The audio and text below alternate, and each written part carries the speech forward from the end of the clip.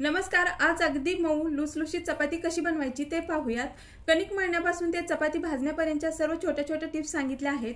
चपातीला गहू कोणता वापरायचा तसेच गहू कोणताही असला तरी चपाती अगदी मऊ लुसलुशीत तोंडात टाकताच विरघळणारी कशी बनवायची ते सांगितले आहे। चपाती वातड होऊ नये म्हणून काय करायचं अशा छोट्या छोट्या टिप्स सांगितल्या आहेत। त्यासाठी व्हिडिओ शेवटपर्यंत नक्की पहा। चला तर रेसिपी बनवायला घेऊयात। आधी आपण चपातीची कणिक कशी मळायची ते पाहूयात। हे पहा, जितका चपातीला गहू चांगला असणं महत्त्वाचं आहे असं ज्यांना वाटतं ना, तितकीच चपातीची कणिक चांगली मळणं आणि चपाती चांगली भाजणं हेही तितकंच महत्त्वाचं आहे।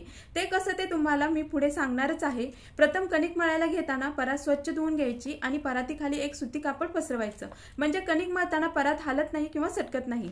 नंतर गव्हाचं पीठ असं चाळणीने चाळून घ्यायचं। आता इथं माझा लोकवन गहू आहे, तुम्ही तुमच्या आवडीनुसार कोणताही गहू घ्या। पीठ दळून आणताना असं अगदी बारीक दळून आणायचं, चपाती पिठावर पण राहते।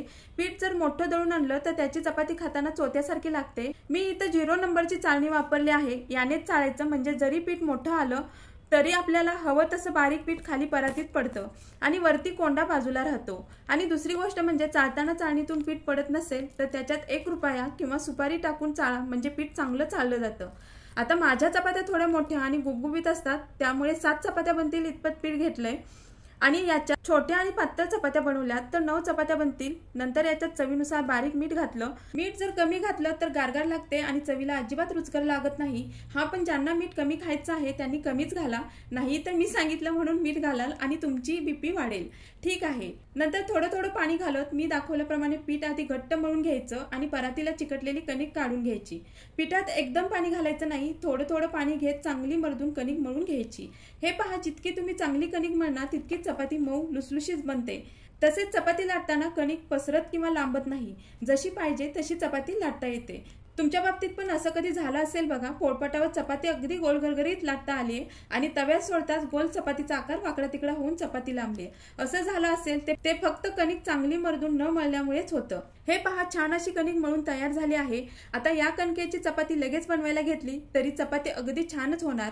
आता चपाती बनवण्यास घेऊयात। पोळपाटावर हव्या त्या साईजचा, म्हणजे तुम्हाला छोट्या मोठ्या जाड पातळ जशी चपाती बनवायची आहे त्यानुसार उंडा घ्या। आता इथं मी रोजच्या जेवणासाठी चपाती बनवते, त्यामुळे माझ्या चपात्या थोड्या मोठ्या आणि गुबगुबीत असतात, त्या साईजनेच मी उंडा घेतला आहे। थोडी चपाती लाटून तेल स्प्रेड करायचं, वरती पीठ बुरबुरायचं आणि फोल्ड करून तेल लावून त्रिकोण बनवून घ्यायचा।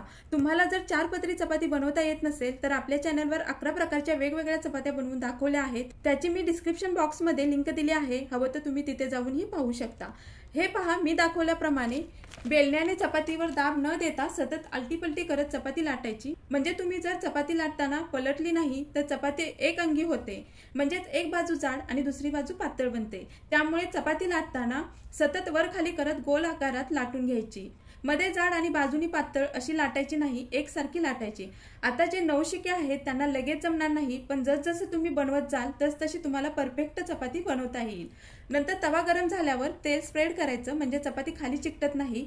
तव्यात चपाती सोडायची। आता इथं मी नॉनस्टिक तवा घेतला आहे, मुलांना चहा चपाती खायची होती आणि त्यांना कडक चपाती हवी आहे म्हणून मी हा तवा घेतलाय। तुम्ही ॲल्युमिनियमचा चपातीचा तवा वापरा, त्याच्यामध्ये आणि छान चपाती भाजते। हा पण ज्यांना कधी कधी कडक चपाती बनवून खायची आहे त्यांनी या नॉनस्टिक तव्यात बनवून खा, खूप छान बनते आणि लागतेही। दोन्ही बाजूला तेल एकसारखं लावायचं आणि अशी चांगली खरपूस डाग पडेपर्यंत चपाती भाजायची।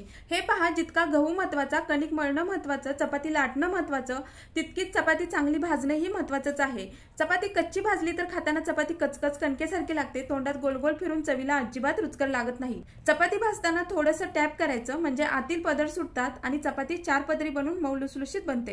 हे पहा, खूप छान चपात्या बनल्या आहेत। तुम्ही मी सांगितल्याप्रमाणे एकदा अशी चपाती बनवून खाल्लीत ना, तुम्हाला दुसरी कोणतीच चपाती आवडणार नाही आणि अशी चपाती बनवून खाल्लीत तर तुमचं पोट भरेल पण मन भरणार नाही, सतत खावीशी वाटणारी अशा प्रकारे बनते। तुम्हाला हा व्हिडिओ कसा वाटला ते नक्की कमेंटमध्ये सांगा आणि व्हिडिओ आवडल्यास लाईक, शेअर, सबस्क्राईब करायला अजिबात विसरू नका।